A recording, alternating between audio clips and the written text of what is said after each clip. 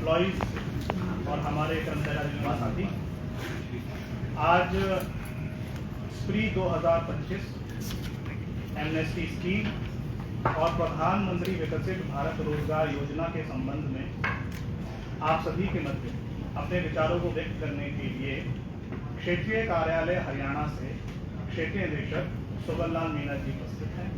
मैं अनुरोध करूंगा सर कि आप ये वार्ता प्रारंभ। आज के इस प्रेस वार्ता कार्यक्रम में आप सभी का स्वागत।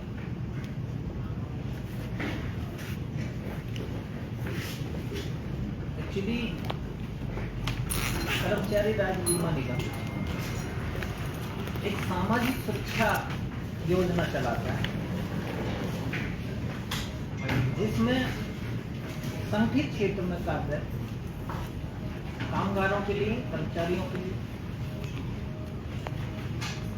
बहुत सारे लाभ प्रदान किए जाते हैं, जिनकी का हम काफी प्रचार प्रसार भी कर रहे हैं।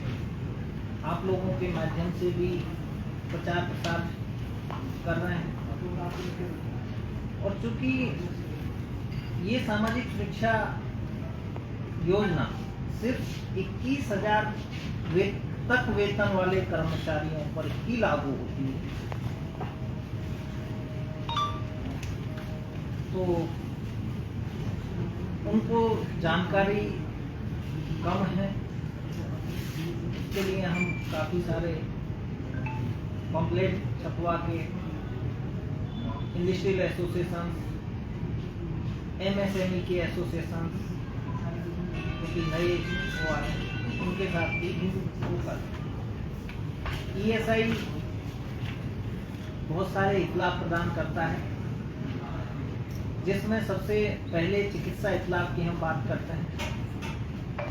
चिकित्सा इतलाफ उसके रजिस्ट्रेशन, जिस दिन एम्प्लॉयर को रजिस्ट्रेशन होता है एम्प्लॉय का, उसी दिन से प्रदान किया जाता है। बेसिकली जितने भी संगठित क्षेत्र में संस्थान, school, college, hospitals, cinema halls, कोई फैक्ट्री, जिनमें ठेकेदार, जिनमें 10 या 10 से ज़्यादा कर्मचारी कार्य करते हैं, उनको ईएसआई में पंजीकरण करवाना अनिवार्य है। ये पंजीकरण टोटली ऑनलाइन होता है और ये ईएसआई एक्ट के प्रावधान है कि उनके लिए अनिवार्य है। यदि वो नहीं करवाते हैं तो उसमें दंड के प्रावधान भी ईएसआई एक्ट में।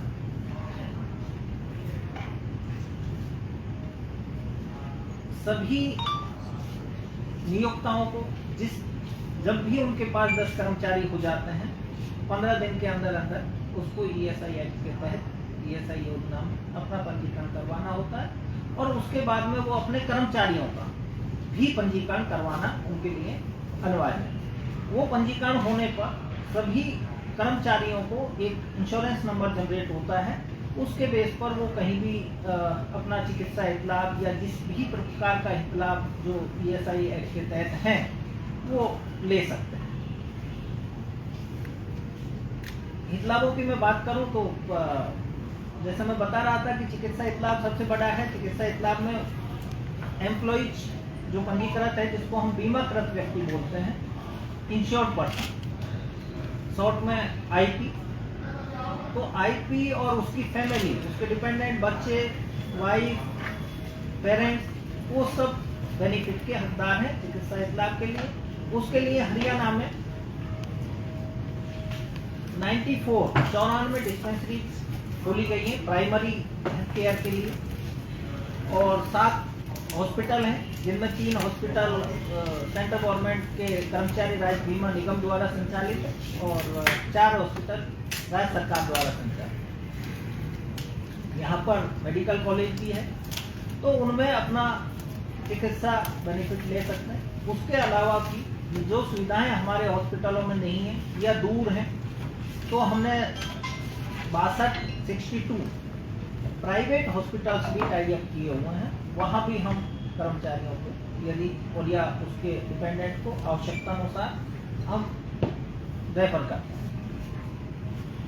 उसके अलावा जो कैश बेनिफिट भी प्रोवाइड किए जाते हैं, कैश बेनिफिट्स में सभी जो कर्मचारी, सपोज कोई कर्मचारी छुट्टी पर है, वो बीमार हो गया, बीमारी के दौरान यदि वो छुट्टी पर रहता है तो वो डिस्पेंसरी से सर्टिफिकेट लेके हमारे ब्रांच ऑफिसों में, 19 हरियाणा में ब्रांच ऑफिस हैं, उनमें जा वो ऑनलाइन भी फॉर्म अपना सबमिट कर सकते हैं बीमारी का।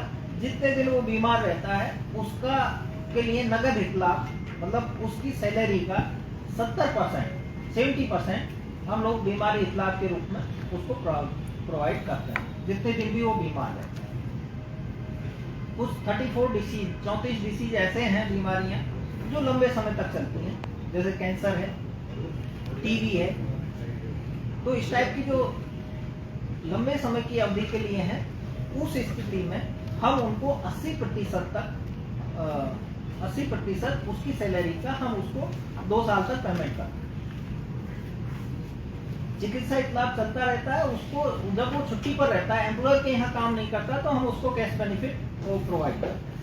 इसी दौरान इसी तरह यदि कोई एक्सीडेंट हो जाता है काम के दौरान, काम करते हुए यदि एक्सीडेंट हो जाता है, उसमें उस स्थिति में जब तक वो ठीक नहीं होता, चिकित्सा इतलाफ तो उसको चिकित्सा सुविधाएं तो मिलेंगी, उसको उसकी सैलरी का 90%, 90% अस्थायी अपंगता इतलाफ के रूप में प्रोवाइड किया जाता है, जब तक वो फिट नहीं हो जाता। फिट होने के बाद यदि उसका कोई उंगली कटी है या कोई हाथ कट गया या कुछ ऐसा है जो परमानेंट डिसेबलमेंट में आता हो, उसकी अर्जन क्षमता की हानि हो रही हो, तो उस स्थिति में उसका मेडिकल बोर्ड करवा के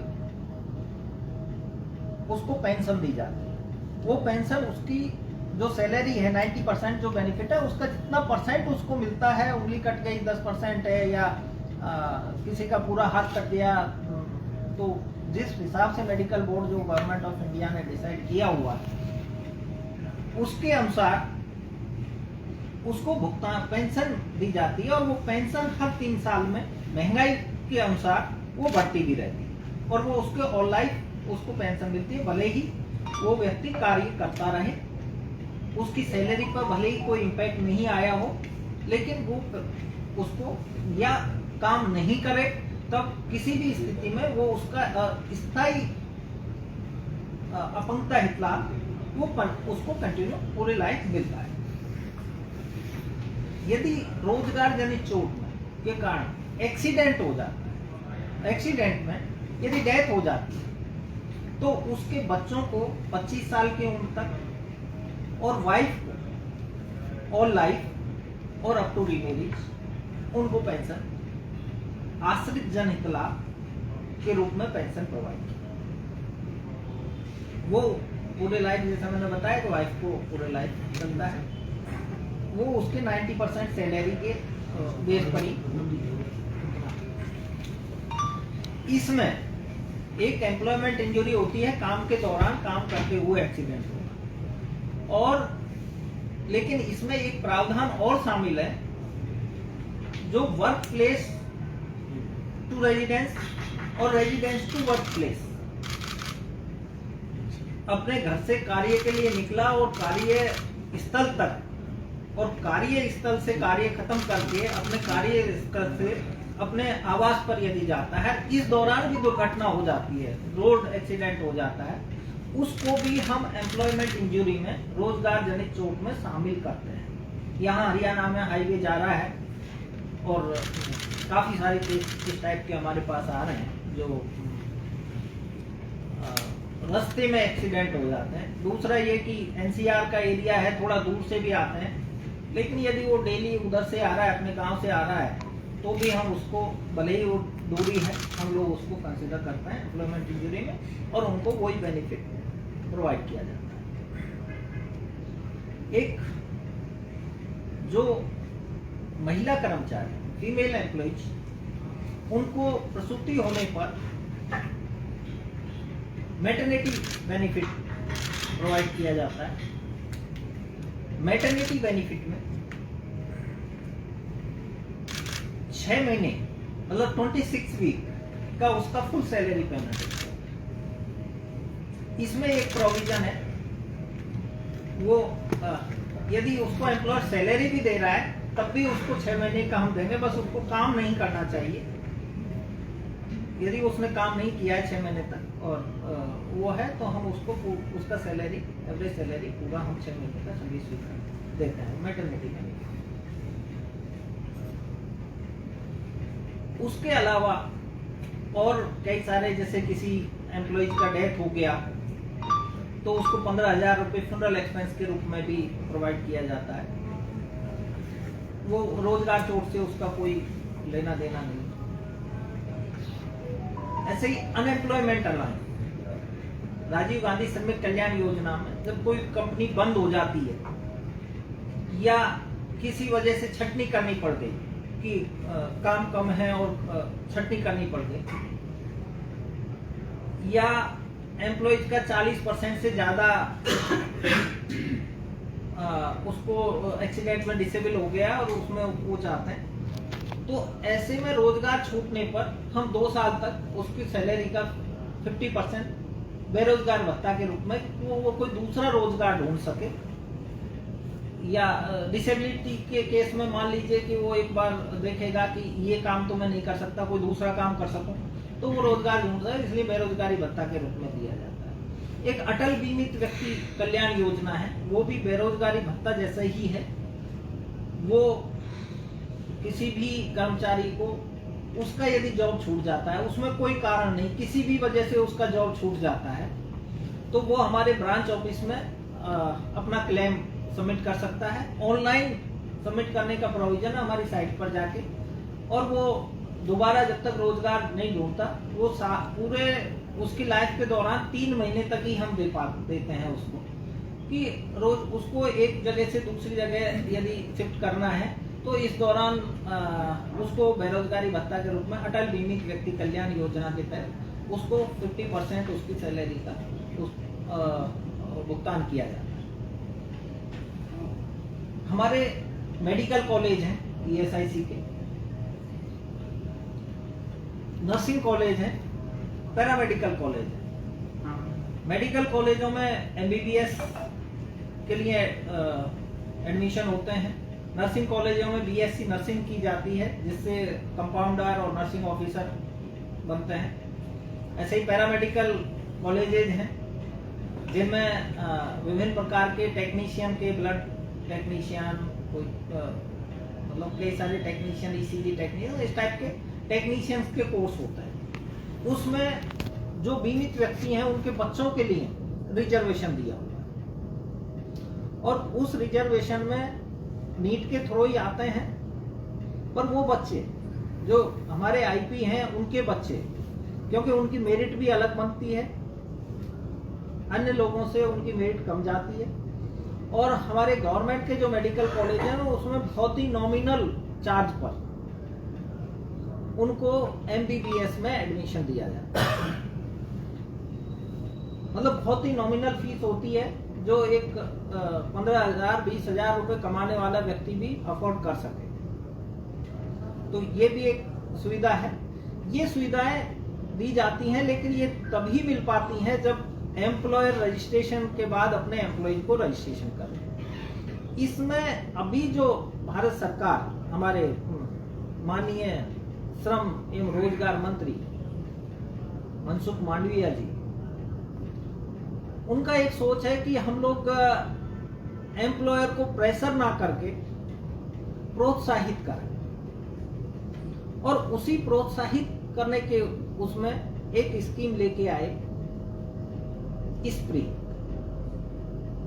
scheme to promote registration of employers and employees. क्योंकि बहुत सारे एम्प्लॉयर, आप जानते हैं कि उसमें कंट्रीब्यूशन भी उनको पेमेंट करना पड़ता है। जितने एम्प्लॉयज रजिस्टर होते हैं उनका 3.25% एम्प्लॉयर को कंट्रीब्यूशन देना होता है, और 0.75% एम्प्लॉइज का कंट्रीब्यूशन होता है जो एवरी मंथ वो डिडक्शन करता है, ऑनलाइन जमा करता है और ऑनलाइन ही रिटर्न सबमिट करता है। वो उसको करना अनिवार्य है। यदि उसमें डिले होता है तो एम्प्लॉयर को जो कंट्रीब्यूशन बन रहा है उसका इंटरेस्ट भी देना पड़ता है और उस पर डैमेजेस भी देने पड़ते हैं पेनल्टी के रूप में।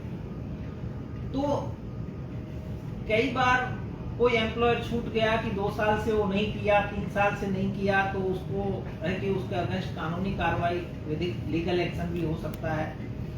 उसको कंट्रीब्यूशन भी भरना पड़ेगा, उसको इंटरेस्ट भी पेमेंट करना पड़ेगा, उसको हर्जाने भी देने पड़ेंगे।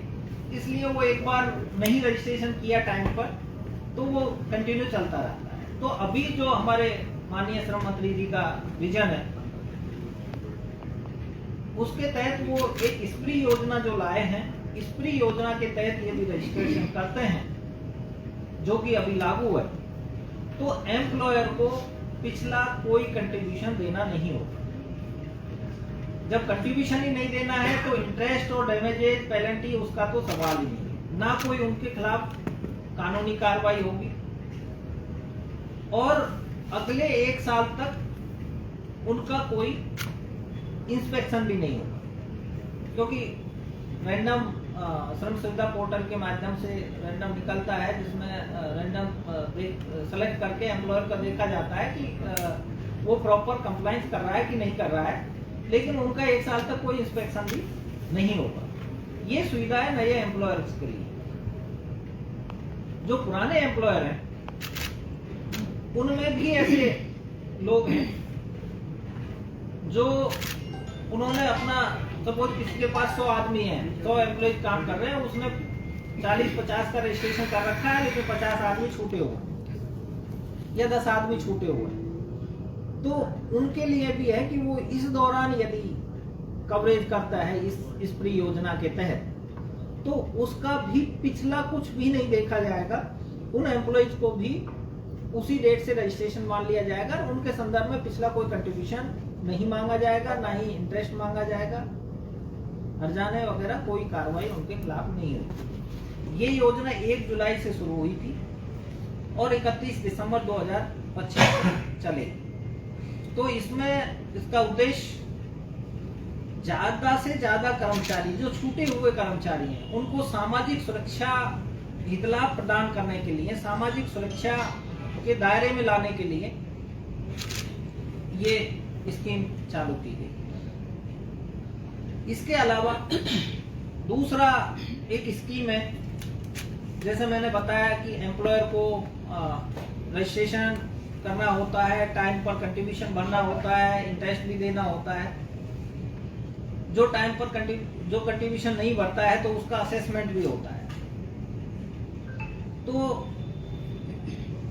एम्प्लॉयर के खिलाफ कई बार ऐसी कार्रवाई होती है कि एम्प्लॉयर के पास गए और उसका कवरेज बनता है, उसने कवरेज नहीं कर रखा था, तो उनके खिलाफ कानूनी कार्रवाई होती है। कई बार उनका कंट्रीब्यूशन की इतना आपको कंट्रीब्यूशन पेमेंट करना है और एम्प्लॉयर कहता है नहीं मेरा इतना नहीं बनता है, तो एम्प्लॉयर कोर्ट में चला जाता है।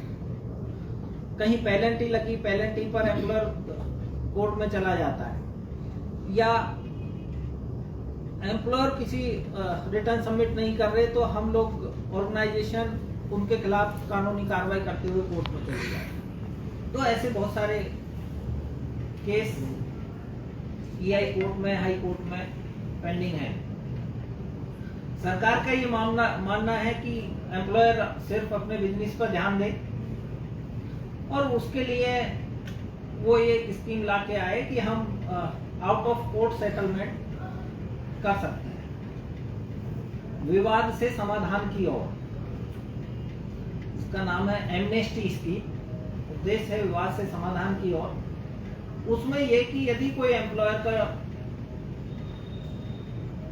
रजिस्ट्रेशन के मामले में कि मेरा कवरेबल नहीं था, मुझे कवर कर दिया, तो उस केस में उसको है कि ठीक है अपना रिकॉर्ड दिखा दे, जिस दिन से आप कह रहे हैं कि जिस दिन से आपका रिकॉर्ड के अनुसार कवरेबल बनता है उस दिन से आपका कवरेज मान ले। किसी का अंशदान ज्यादा निर्धारित हो गया है, असेसमेंट ज्यादा हो रखा है, वो कह रहा है, तो उसको है कि आप एक्चुअल बेसिस अपना रिकॉर्ड दिखा दीजिए उसके बेस पर हम कर लेंगे।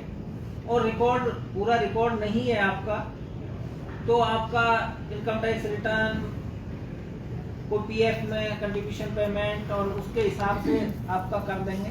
और फिर भी कहता है कि नहीं साहब मेरा तो बहुत पुराना हो गया, तो उस स्थिति में 30% जो असेसमेंट हो रखा है उसका 30% कंट्रीब्यूशन दीजिए, उस पर इंटरेस्ट दीजिए 30% पर ही, और आपका हर्जाना जो है, डैमेजेज जो लगी हुई है, पेनल्टी है, वो सब माफ हो जाए। तो उसमें पेनल्टी माफ हो जाती है, 30% पर कंट्रीब्यूशन आ जाता है, उसी पर इंटरेस्ट आ जाता है। और आप कोर्ट में कहिए कि साहब मैं आउट ऑफ कोर्ट सेटलमेंट करना चाह रहा हूँ, तो उसका फायदा एम्प्लॉयर ले सकते हैं। कुछ केसों में हर्जाने को लेके ही उन्होंने किया हुआ है कि साहब मुझ पर ज्यादा हर्जाना लगा दिया, तो उसमें भी हमने वो कहा है कि आप 10% तक हर्जाना दीजिए और हम केस खत्म कर देंगे। जो हर्जाना डिसाइड हो रखा है उसका सिर्फ 10% देने पर भी केस खत्म हो सकता है, ताकि ये केस, तो ये एक एमनेस्टी स्कीम भी चल रही है। इसके अलावा एक स्कीम है प्रधानमंत्री विकसित भारत रोजगार योजना। माननीय प्रधानमंत्री जी ने लाल किले की प्राचीर से भी 15 अगस्त को इसकी घोषणा की थी। इसका उद्देश्य भी ज्यादा से ज्यादा रोजगार सृजित करना है कि जो भी नए एम्प्लॉइज रोजगार में आते हैं उनको 15,000 तक इंसेंटिव दिया जाए। 6-6 महीने की 2 किस्तों में दिया जाएगा, उनके अकाउंट में ट्रांसफर होगा। और एम्प्लॉयर को भी इंसेंटिव देना है ताकि एम्प्लॉयर भी ज्यादा से ज्यादा नए रोजगार सृजित कर सके, रोजगार दे सके। देने के लिए, प्रोत्साहित करने के लिए इंसेंटिव स्कीम, जिनमें उनको 3,000 रुपए तक पर मंथ पर एम्प्लॉय बेनिफिट इंसेंटिव दिया जाएगा। वो इंसेंटिव एम्प्लॉयर को 2 साल तक दिया जाएगा। और जहां मैन्युफैक्चरिंग सेक्टर है उसमें वो 4 साल तक भी एम्प्लॉयर को देने का प्रावधान है। इसमें भारत सरकार ने 99,446 करोड़ रुपए का प्रावधान किया है इस स्कीम के तहत इंसेंटिव देने। तो ये नई 3 स्कीम है जो सामाजिक सुरक्षा क्षेत्र में रोजगार को बढ़ावा देने के लिए और ज्यादा से ज्यादा संगठित क्षेत्र में काम कर रहे कर्मचारियों को सामाजिक सुरक्षा अम्ब्रेला के तहत लाने के उद्देश्य से सरकार द्वारा चलाया जाता है। मीना जी, 1 जुलाई से आपने स्टार्ट किया है, लगभग 2.25 महीने इस स्कीम को हो गए हैं, तो कितना प्रोत्साहन देखने को मिल रहा है जो कारोबारी हैं, व्यवसायी हैं, उनकी तरफ से इस योजना के तहत? एक्चुअली अभी हमने 31 अगस्त तक का वो देखा था। तो यदि मैं फरीदाबाद हरियाणा क्षेत्रीय कार्यालय हरियाणा की बात करूं, क्योंकि यहाँ तो सब रीजनल ऑफिस भी है, गुड़गांव है उनका अलग, लेकिन यहाँ 1,30,000 एम्प्लॉयज अभी तक नए पंजीकृत। कारण क्या मानते हैं आप कि जो लोग नई रजिस्ट्रेशन करवाते, जागरूकता की कमी या फिर कच्चा लालच की, भाई उनको लगता है कि जो बचाया जा सके उसको बचा लें? देखिए, ये हर व्यक्ति का, एम्प्लॉयर का अपना उद्देश्य होता है, क्योंकि अवेयरनेस तो जब कोई एम्प्लॉयर कारोबार शुरू करता है और जिसके पास 10 एम्प्लॉयज हैं तो ESI, PF में रजिस्ट्रेशन, ये सब चीज़ें तो रहती हैं।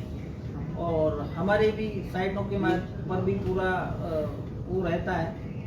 तीसरा, अवेयरनेस भी हम काफ़ी कर रहे हैं।